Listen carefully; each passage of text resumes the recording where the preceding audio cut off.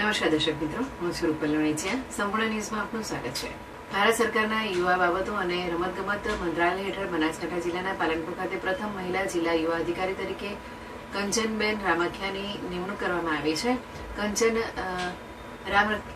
રામરખિયાની શૈક્ષણિક લાયકાત chartered accountant છે અને તેઓ કોર્પોરેટર ક્ષેત્રમાં વર્ષોનો અનુભવ ધરાવે છે. સફળ કારકિર્દી બાદ તેમણે રાષ્ટ્ર સેવા અને સમાજમાં સકારાત્મક પરિવર્તન લાવવાના હેતુથી વહીવટી ક્ષેત્ર પસંદ કર્યું હોવાનું પણ જાણવા મળ્યું છે.